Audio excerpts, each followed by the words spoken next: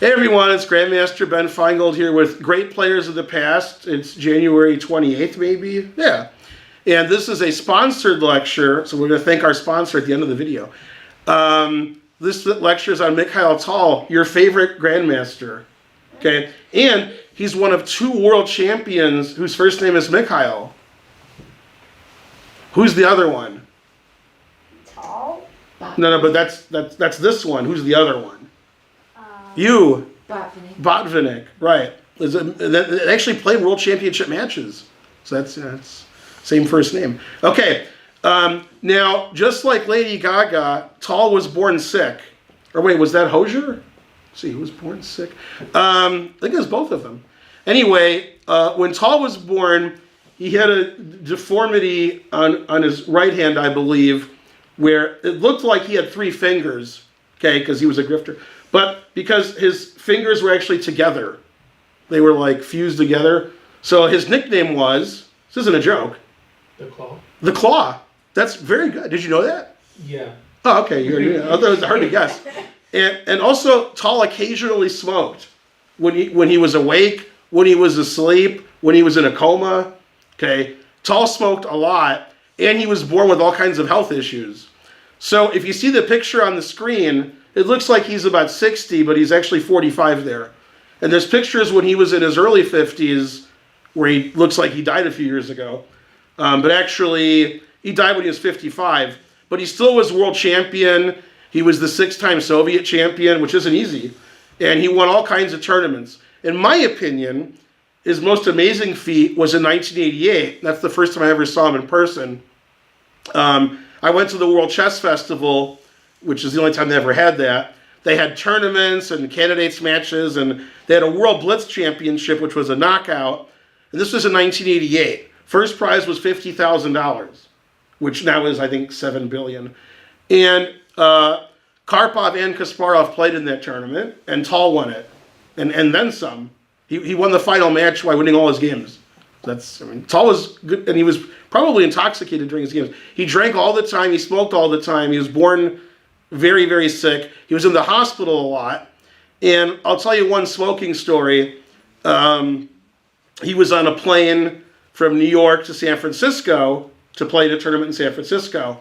And he said he wanted the smoking section, which is confusing to you guys, but a long time ago you could smoke on planes. Okay, and there was like a smoking section. And they said there's no smoking on, this was right after they made the law, you can't smoke on domestic flights. And he said, well, I have to smoke, so what else can I do? And they said, well, you can fly to another country, and then they'll be smoking on that plane. So he flew New York to Iceland to San Francisco, because that way he could smoke on the planes. Okay, he liked smoking. And when he woke up from a coma once, at least once, he was smoking in his hospital bed. Okay, but he didn't look too good. And during tournaments, he would go to the hospital between rounds, and Bobby Fischer famously visited him in his hospital room, and they were like playing chess or looking at chess. There's a famous picture of that. Anyway, Tal was known as a big attacking player. Just like Karen, he sacked all his pieces and played for tricks, because tricks are for kids, right? And so I chose 4 games that didn't go into the end game, although he was a good end game player. Tal claimed he became a better player later in life. He understood chess better, but his results weren't as good because the sacrifices he made in Sicilians on e6 and f5 and d5, well, they knew it was coming because he'd done it before, so now he had to win in other ways. And Tal was a very strong player up until his death. He died in 1992. In 1979, it's funny, I just said the first time I saw Tal was in 88, but I saw him in 79, I forgot.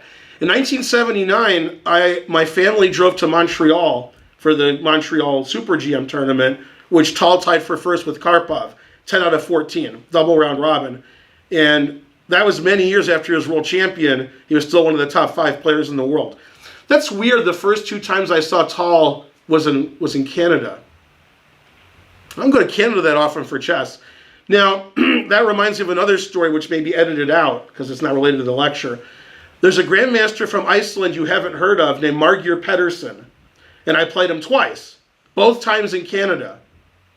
I think one was in 88, one was in 94 and 95. And those are like the only 2 times I played chess in Canada. And he thought I was Canadian. I'm like, why do you think I'm Canadian? I play, like, why aren't you Canadian then? Right? Come on. Okay, so I guess I just meet grandmasters in Canada. Anyway, I always can tell how strong a chess player is by how long their Wikipedia article is, right? So mine's not very long. Mine says Ben Finegold at the end, right? But Tal's goes on and on and on and on and on. And they show a picture of a building, right? Because he lived in that building. See, so that's when you know. Then he used to be young. And then, so this is 4 years before he died. So that means he was 51. Not 151. What do you think, Karen? This is his picture? How old is he? 51. Yeah, what is it? Not too much more. I mean, he looks 65, man. Okay, maybe there's a lot Man, more. truth hurts. Man. All right. I think there's the claw. I think you can see there's, yeah.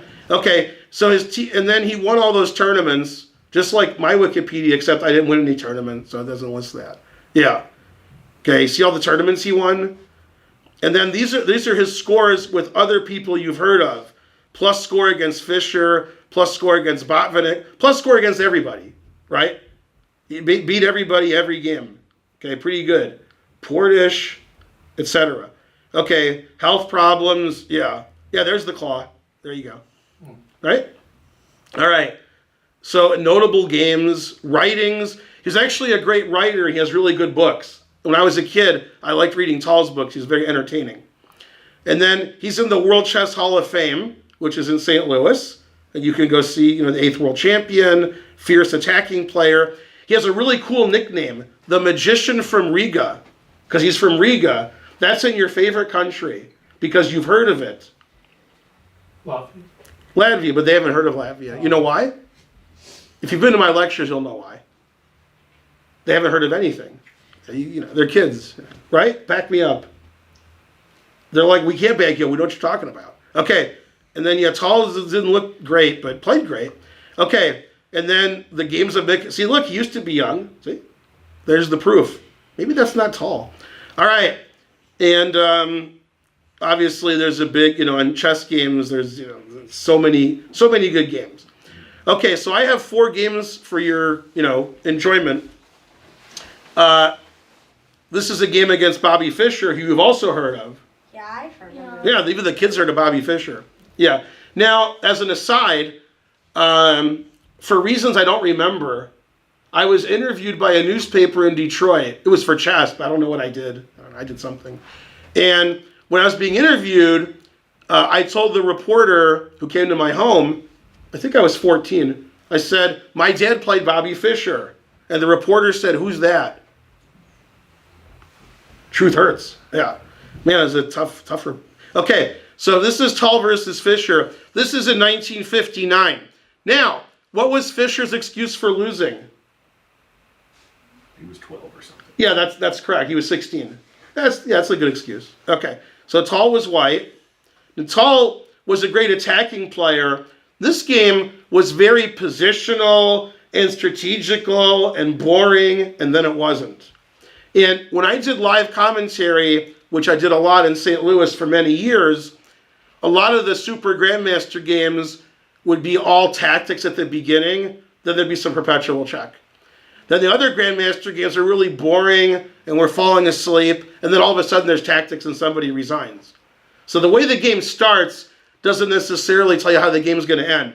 So Fischer played the King's Indian, which he did a lot, and I've had white and black in this position, but not at the same time. This position. I've had this position many times with both colors.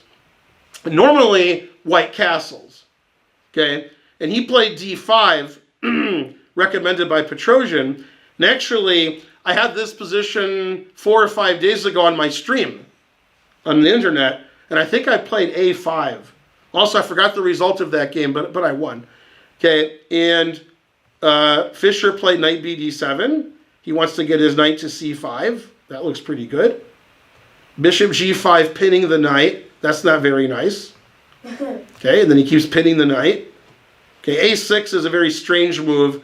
I think Fischer was 16. I don't think Fischer would play that again. Even now he wouldn't play it for obvious reasons. You know what those reasons are? He's not alive. Right? Yeah. Okay. Castles, queen e8. Why did black play queen e8? You. To get out of the Get out of the pin. The king's Indian, the center's either open or it's closed. Okay? And when the pawn's on d4, we don't know yet. It could be open or closed. Once white plays d5, the center's closed, so black wants to play f5. Okay? Now, if Fischer was the world champion, which he was later, he'd just play f5. But he's only 16 years old, so he can't cheat yet, right? You're like, yeah, he can't, yeah. Okay, but that's the idea, is to play f5. Obviously, to play f5, you have to move your knight off of f6. Well, if it's pinned, then you're not going to move your knight off f6. So you play queen e8. Then if he ever moves his g-pawn, then his queen can come in here. Okay, Fischer's pretty good. Now, let's go back. In this position, I was mocking Fischer for playing a6. Okay, the reason he did that is after queen e8, which was his intention, white can't go here, threatening the pawn, which would make black play queen d8. So Fischer wasn't as bad as he played. Okay, knight d2, that's a good move, because now the bishop has a lot of squares, the knight defends this pawn, and when white plays c5, the knight can go to c4. This is typical King's Indian kind of stuff. Knight h7. Now normally black wants to play knight h5, knight f4, but white stopped that by defending h5 with his bishop. So he played knight h7, all right. b4, bishop f. Now bishop f6 I don't like. And luckily, Gufeld is no longer alive. Eduard Gufeld, your favorite grandmaster, because you heard of him. That's why. Exactly. Okay, Eduard Gufeld played the King's Indian every game, even after he died, before he was born, and when he was white. Gufeld loved the King's Indian. And Gufeld said, this bishop is good. I don't care what anybody says. And they're like, well, wait a minute. All these pawns are blocking your bishop. He says, I don't care. It'll be good eventually. Leave me alone. When the center gets open, my bishop's great. Okay, that's the King's Indian bishop. So Gufeld wouldn't have liked bishop f6. He wouldn't have liked trading off the dark squared bishop. Okay, and then Tal thought, that's great. Now, how's black going to play f5 if his knight's on f6? Terrible. Okay, knight b3 wants to play c5. And he plays queen e3 to play c5. And he plays c5. Now, why did black play knight g8? How come? You. To free his queen. It does free his queen. His queen can come out here. That's correct. It also frees his pawn. His pawn go to f5. Yeah, so it's unblocking two pieces. That's right. So f5 was played, finally. E takes f5 following the Finegold rule. Always play e takes f5. Okay, and now f4, and that makes this bishop sort of silly, because it can never, ever, ever move anywhere, because this pawn's blocked by this pawn. If this bishop doesn't move, this rook doesn't move. And you'll notice the rest of the game, that bishop doesn't move and that rook doesn't move. So now typically, black can play e4 here, and then it's hard for black to do anything else. Everything's blocked up, and white just plays on the queen side. His knight has the d4 square, and again, these two pieces aren't very good. So this idea of taking on f5 and f4 is sort of common. Now, Fischer decided not to play e4. He wanted to get the e5 square for his knight and queen, so he traded on f4. Now his knight can go to e5, his queen can go to e5, and if he can kick this queen out, this pawn could move, and then maybe this bishop can get out. Unfortunately, these are pretty weak, and this is still no good. So positionally, black's not doing very well, but tactically maybe he's doing okay. Takes a pawn, bishop to d3, threatening that f5 pawn. What kind of pawn is that? Starts with an I. What? Isolated, and white has three pieces attacking it, and black has one defending it. And the king is on the same diagonal. So Fischer's king is actually more open than Tal's king. And when you're playing Mikhail Tal, it's not good to have an open king because he likes to checkmate his opponent. I don't like to do that. I like to play and play and play, and my opponent falls asleep and I win on time. That's what I like to do. Tal liked to checkmate you by out-calculating you. Calculation, not my strong suit. Tal was great at calculation. Okay, Fischer kept taking everything. Then he played the Morphy move. Rook e1, getting his last piece into the game. Okay, keeps getting his rook into the game, sacrifices his knight. And now he's attacking the black king. Usually in the King's Indian, black attacks white, and white wins on the queen's side. In this game, black wins on the queen's side, and white attacks black's king. Black's king doesn't have a lot of defenders around it, does it? Are those guys defending black's king? No, but white has a lot of attackers. That's a lot of attack. Okay, so black's king is in trouble. Sacrifices the exchange, getting rid of one of the attackers. Rook f3, more attackers. Man, this doesn't look good for black. His king doesn't look very good. Takes, see how the knight's pinned? See that? And now we're in an endgame where white's up the exchange, but it's worse than that because this is pinned and this is pinned. This is all in the back row. And even though black has extra pawns on the queen's side, they can't go anywhere. Knight e7 is a tricky move. If you take the knight, then you lose your other rook. See what I'm saying? Yeah. So this is all defending itself. The problem is none of these things can move. Also, this can't move because that's attacking the rook. So if the king moves away, then I can take this knight because you're not taking my rook anymore. You see what I'm saying? You can't move anything. So he just went here and he said, you can't move anything. It's black's turn to move. He's got to move something. I don't know what you should do. What should he do? He should move his pawns. Yeah, that's right. Yeah, that's right. Yeah. He said, no, you can't move that pawn. Huh? Man, he's mean. He blocked that pawn. It's hard to move your pawns. Which pawn are you going to move? Yeah, exactly. B, the pawn on the B. Yeah, he played there. If he moved his B pawn, then knight here would be annoying. He played here. Yeah, and now he's threatening rook here check, and knight c6, and knight d7. So black resigned. Good idea. So that was a funny game because it was a strategical masterpiece. Black couldn't do anything ever. And it was by Tal. Tal was usually sacking all his pieces. He only sacked one piece that game. Terrible. Okay, and Tal had a good score against Fischer, but again, usually when they played, Fischer was a teenager. When Fischer got older, then he, won a couple games. Okay, then there's another game Tal won. Whoa, I'm supposed to get rid of the notation. Otherwise, you guys will cheat. Okay, then we have to flip the board. I wish I knew how to do that. Board flip. Okay, there we go. Now, this is against Gurgenidze. Naturally, a lot of people say that to me when I sneeze, right? No. Okay, and he was a fine player, obviously from Georgia, Gurgenidze, right? Okay, and this was in the USSR Championship. It used to be, no matter where you were from the Soviet Union, because they had a lot of those countries now that aren't part of the Soviet Union, right? You agree. It's like, what's the Soviet Union? Okay, and the Soviet Union, their championship was tough. They had like a lot of world champions in their championship. So, okay, and still Tal won 6 times. Now, this is one of Tal's most famous games. I'm sure you've all memorized it, okay? Because it was a game where he did a lot of good sacrificing in one of his favorite openings.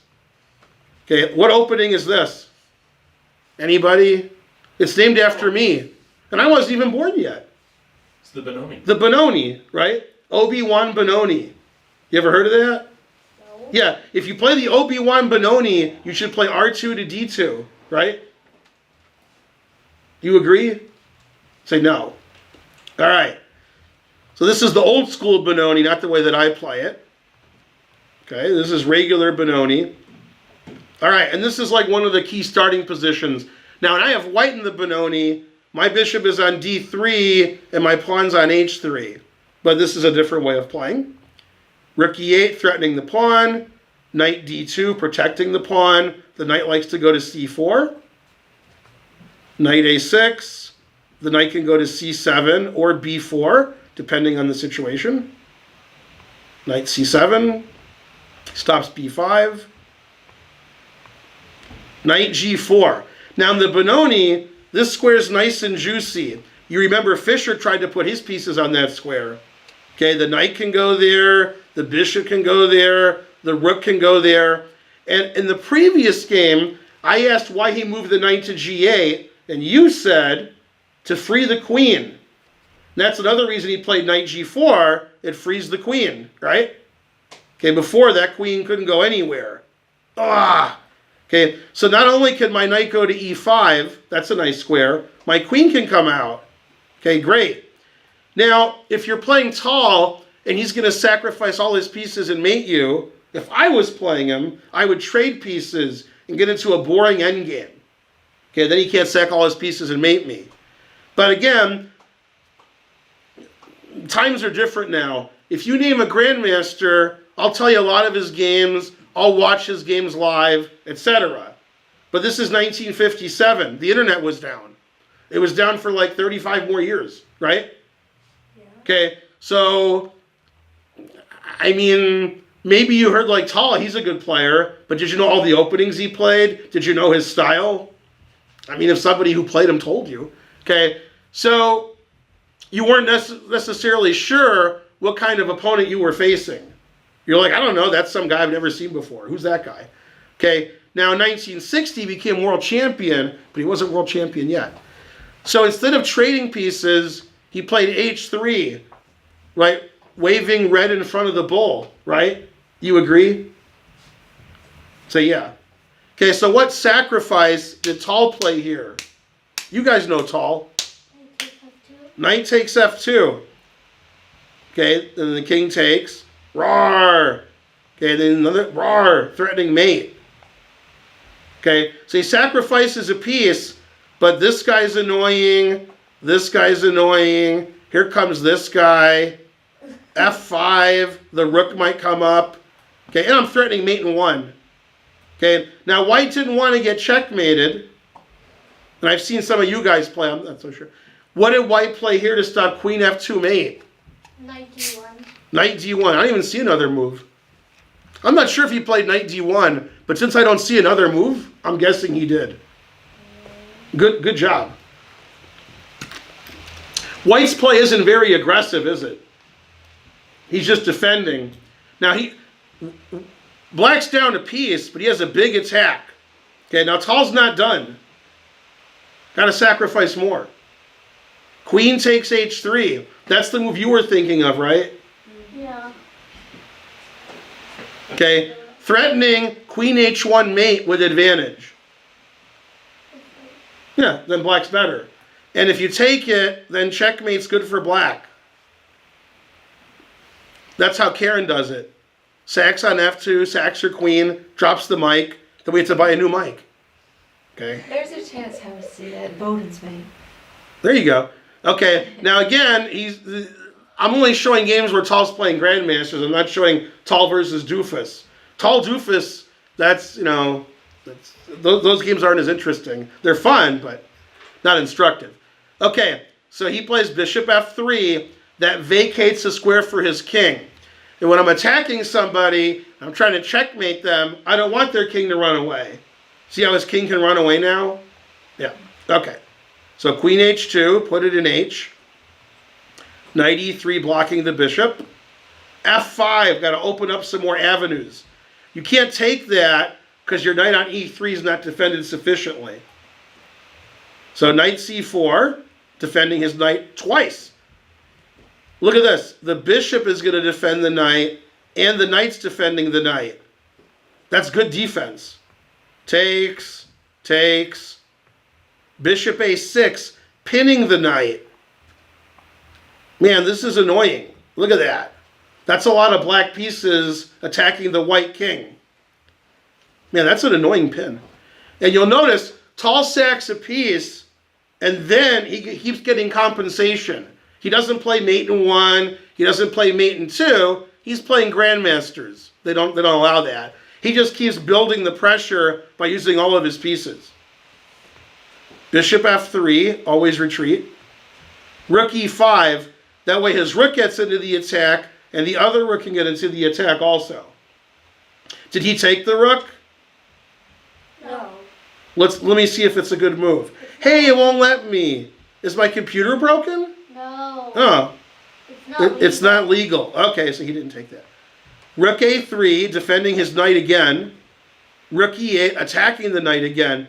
Can you believe all those black pieces attacking? That's not very nice, is it? Right? All these pieces attacking. That's all crazy. And you're like, you didn't highlight the knight, Grandmaster Finegold. All right, it's coming, it's coming. Okay.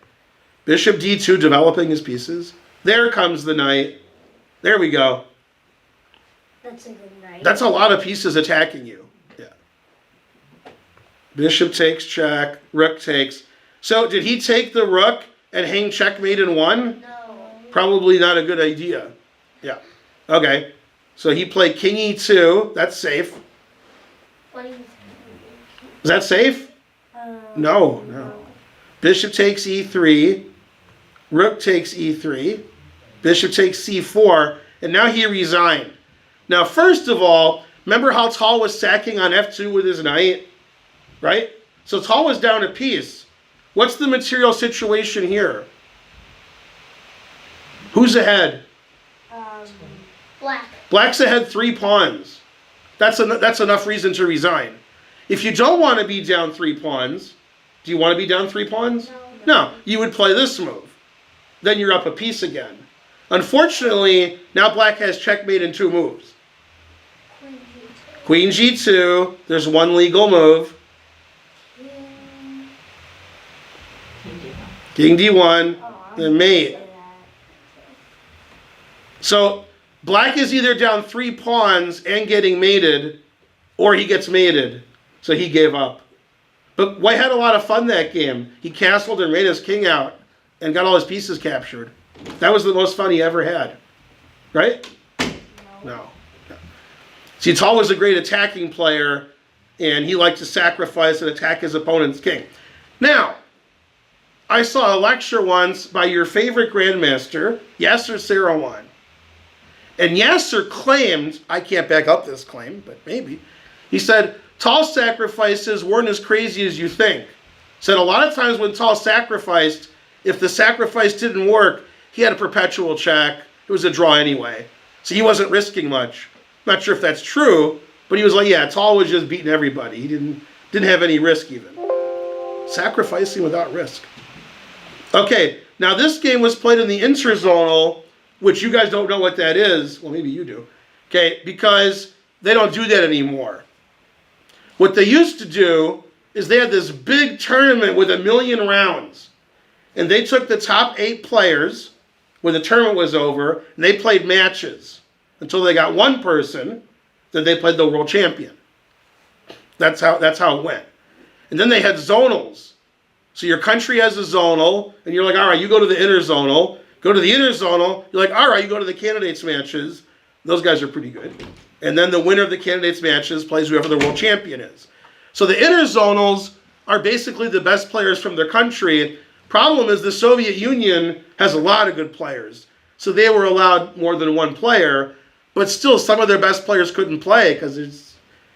But anyway, these tournaments sometimes had 20, 30 players. They take a whole month to finish. Okay? So if you play a lot of games that go 6 hours, that's sort of tiring if you play for a month. Luckily, Tal won a lot of games in 20 moves or less. So his games didn't go 6 hours. He gave people the smackdown. Okay? And you're like, I never heard of that guy. Yeah, that's because Tal beat him every game. So if he beat Tal every game, then you would have heard of him. All right, so Tal's white, and the guy plays sort of funny. I apologize because I wasn't in here. What's who's playing black? Black is Georgi Tringov. Okay. Can't beat that. Okay, and Mikhail Tal's white. I've heard of Tringov, but... All right, so he plays the modern, slow, passive against Tal. Not a good idea. Tal's like, roar, I'm mad. Okay, and now there's something you never heard of called a poison pawn. Okay, I went to the emergency room once because I had a few of them. Right? Yeah, I've heard of them. Yeah, that's when you take a pawn, but maybe you shouldn't. Now, when Black played Queen B6, he didn't do it to not take the pawn. Now, some of you guys are chicken. Not me, I'm a vegan. Okay? And you guys are like, no, he's threatening my pawn. So you play rook b1 or queen c1. And Tal's like, yeah, I'm really worried about sacking a pawn. And the guy's like, yay, I'm up a pawn. Hooray for me. And Tal said, no talking. Okay, rook b1. Queen only has one square. Bishop c4. So white has 7,000 pieces developed, and black moved his queen a lot. Okay? It's good to move your queen every move. When you're playing Tal, he probably won't mate you. A very risky venture against an attacking player. Now, black played queen a5, pitting the knight, putting pressure on the bishop, making his queen safe. Tal castled. Then e6, blocking the bishop. No attack for you, although blocking his own bishop. Okay, rook e1. Tal got all his pieces active. And then a6, too slow. Bishop f4, threatening this pawn. Hard to defend that pawn. e5, blocking it up. Takes. And now the shocking move, queen d6. Usually, when you attack somebody's bishop, they move it away. But Tal's like, your king's there, and all your pieces are on the back row. Let's go mate you. The other guy said no talking. Okay. Queen takes knight. The guy was confused. He could take this. He could take this. And my dad used to say, you play differently, you lose differently. Oh my god. So he took the knight, and Tal's like, yeah, you can do that. Rook d1, threatening mate. Right? How do you stop mate? Knight d7. I would play knight d7. Yeah, good job, yeah. Okay. Bam! More sacrificing. And he took, check. Not too many legal moves. Right? Just one. Right, just one. Yeah. Man, the truth hurts. Black setting up for the next game. It's good. Okay, and here black resigned. So there's two variations of note. I'll let you guys figure it out. There's two legal moves, right? No. No? Yeah. Yes. Oh, there's three legal moves. I didn't see this. Oh. That move's so bad I didn't see it. Yeah, that's that, right? All right, I didn't see king f8. I saw this. Who can find the mate in 2? Raise your hand. Usually kids shout out the answer when I say raise their hand. But they raise their hand as they're shouting the answer out. So they're sort of listening. Mate in 2 moves. That's good raising your hand. Good job. You. Queen f7. Yeah, then here. Then knight e6. Dang, he was right. As per usual, except for one thing. Checkmate. Right? Okay, let's look at the other legal move. King here. Now we also have mate in 2. It's a different mate in 2. Things are different now. Anybody? Knight f7. Not only is it mate, but as the kids would tell me, it's also a fork. Yeah. Yeah, the kids like, yeah. Yeah. They don't even know making fun of him. They're like, that's a fork. And Come queen on. d6. And then what? Queen d6. Mate. Yep. Bam. Now, again, this is an interzonal. These are the best players in the world. It didn't look like black was the best player in the world. It looked like, well, he's not one of the best players in the world. He's one of the best players in his country. But Tal was like, oh boy, I like this guy. Yeah. Okay, so pretty good. Tal's pretty good. Okay, and the last game was against another world champion, Tigran Petrosian, your favorite world champion. He was from your favorite country. What's the country? Exactly. That's the correct. Yeah. What's a country is exactly the kind of banter I expected. Okay, now you could say he's from 2 countries. He's from Soviet Russia. He's from the Soviet Union, but more accurately, he's from Armenia. He's a hero in Armenia. And there's a grandmaster today who's alive, unlike this one, who's also Tigran Petrosian. Is that Tigran L? Yep, named after Tigran Petrosian. Yeah. Now I have a funny story about the other Tigran Petrosian. I've never met this Petrosian, but there's another Tigran Petrosian who I've heard of, and I was playing in the U.S. Championship in 2007-ish, maybe 2008, in Tulsa, Oklahoma, a hotbed of chess activity. And I played Varakobian, and I lost, and we were analyzing the game, and there was a guy there I didn't know. And he was looking at someone else's game, and he suggested a move. And I said, I don't know who that guy is, but he's better than me. And then Var said, that's my coach. That's my second. And it was Tigran Petrosian, the other one. And I was like, well, he's better than me. Good. Yeah. He's about 26-40 FIDE. Yeah.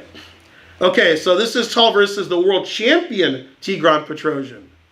Is he your favorite world champion? No. No. All right, let's see who the smartest in the class is. I'm going to bet against all of you. Who did Petrosian beat to become world champion? You. Close. That's better than most of his answers. I'll give you a hint. There's a picture of him in the next room. Magnus Carlsen. There is a picture of Magnus in that room, but Magnus wasn't alive when Petrosian was alive. Anybody? The answer is Botvinnik. Petrosian beat Botvinnik, and then Botvinnik's like, I give up. Who did Petrosian lose to, and he was no longer world champion? Spassky. Very good, Boris Spassky. Yeah, that's right. But in between Spassky and Botvinnik, there was Petrosian. Okay, this game was played in 1974 in the Soviet Team Cup. And Tal didn't have a great record against Petrosian. They mainly drew their games because Petrosian drew a lot. Okay, so Tal's white, plays knight f3, and they get the same kind of opening, just like last game. Except black plays better this game. Okay, really boring, solid, positional. And then he eggs Tal on. He's like, come on, I dare you to play d5. He's like, all right. Then he goes back, and white moved his pawn back, and they agreed to a draw. No. Okay. Tal played rook e1. Then he did something half of you don't know. I do. What did he do? En passant. Bam. He wants to open the center because he has a lead in development because black's playing knight b8, knight c6, knight b8. Okay, forcing him to retreat, attacking the h-pawn. Rawr, open the center. Okay, now the center was totally closed after e5, but now it's totally open. Okay, so Tal's happy. Tal likes when it's totally open. He wants to attack. Petrosian likes when it's really boring. Knight e4, confusing the audience. It's a discovered attack, right? So after takes, he takes the bishop. Black has the two bishops, although his development's not great. Okay, and Tal always got all his pieces out, Morphy style, then he started sacrificing them. Now normally when you're black in this position, you want to get your knight out, because you can't have your knight there the whole game, but the knight's defending the bishop. So Tal's move made it impossible to move the knight. Also, you can't move the bishop because it's pinned. Also, you can't move the rook. Can't move anything. Terrible. He played queen c8. Now he can move his bishop. Bishop c4. He moved his bishop. Nice and active square there. Not too active. All right, and then Tal decided that he was Popeye. Do you guys ever decide that? He had all he could stands. He can't stands no more. So Tal ate his spinach, and then what move did he play? What's the most aggressive, crazy move? Queen d8. Well, that's pretty good. It's not crazy, but it's aggressive. Not really crazy. Knight g5. Knight g5. That's what I was going to say. Yeah. Tal's like, I haven't sacked a piece this whole game. What's going on? What's wrong with me? Okay, and the engine says move the king, but Petrosian's like, yay, a free knight. Okay? So Tal has a very simple plan. Queen h4, queen h7 mate. That's the plan. You like that plan? No. What if you were white? Then you'd like it, right? Yeah. Yeah. No, you don't like mating your opponent? No. I've seen you play, okay. All right, now you guys are pretty good defenders. What would you do? I told you what white's going to do, so why don't you stop that? Bishop h6. Bishop h6. Well, Yeah, in fact, on the internet, people were like, why didn't he play bishop h6? Yeah, that's true. He played knight d7. And then in the notes, people were like, why didn't he play bishop h6? Rawr, I'm mad. Bishop h6 is better than knight d7. That's for sure. Now, I don't know the analysis, but I'm guessing after bishop h6, I didn't look with an engine because that would be cheating. You could go here, okay, and now you're threatening this g pawn. See how the f pawn's pinned? yeah. That's annoying. Although I could play queen f5. Although you could play rook d8 at some point. You could also take on e8 because f7's weak. Bishop h6 definitely the best move. There's no question about it. And people on the internet were mad that he didn't do it. But I think white still has a good position. I just have no idea why. But with these pieces here, Petrosian made a different decision to get his pieces out. Bishop h6, exclam. He played knight d7. I have a question. After that mate I showed you, what was black going to do in this position? Knight f6. That's why he played knight d7. You see what I'm saying? Yeah. And Tal's like, no, you're not going to play knight f6. And Petrosian said, no talking. So what did Tal do to make sure he couldn't play knight f6? Rook takes d7. He hasn't sacrificed a piece in like 2 moves. So Tal was a famous streamer before there was streaming. Always sacrificed the exchange. Okay, so bishop takes f7 check, and then he resigned. Let's do some analysis. King here, here. That's the end of that analysis. Right? We can keep going if you want. Yeah. All right. So the other analysis is takes, here, here. Threatening mate. Well, that doesn't mean What do you do? for black. Yeah, because you don't want to get mated. King G8. King G8. There's king g8, queen g8, Bishop f5. bishop f5 is the main line. Yeah, there's bishop f5, king g8, and queen g8. Queen g8 loses for more than one reason. This obviously wins the queen, but this is actually going to be checkmate. So that's even better. King g8, I'm assuming this looks pretty good.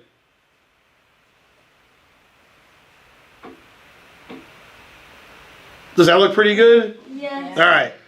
So bishop f5, Tal gave the variation check, one legal move, check, and you can't go to f8 because you get mated. So you have to go to h8, and then takes. And not only does white have a mating attack, white's actually ahead material here. White's up 3 pawns. So that's not good. Okay, so Petrosian didn't like any of that, so he resigned. What's funny is Petrosian was known for lots of draws, boring play, never losing, world champion. In this game, he's got destroyed, right? Because sometimes Tal did that. Tal sacrificed his pieces and destroyed you. That's what Tal was known for. Okay? And when class is over, so that we know and they don't know at home, let's analyze the right move, bishop h6. Did knight d7 work? You know why it didn't work? Because Tal just took that. That's why you get all your pieces into the attack. You guys at home were like, why did Tal waste his time getting his rook here instead of just attacking? He used that rook to stop black from defending. That'll teach Petrosian to move his knight.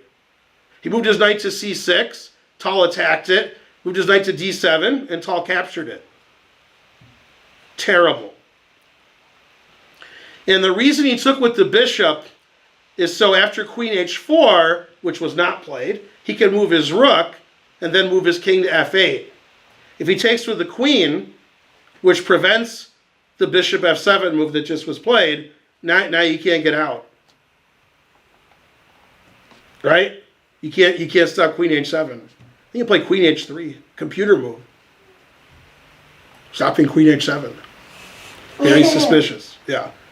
In a lot of those games where Tal was attacking, his opponents didn't move their queenside pieces too much.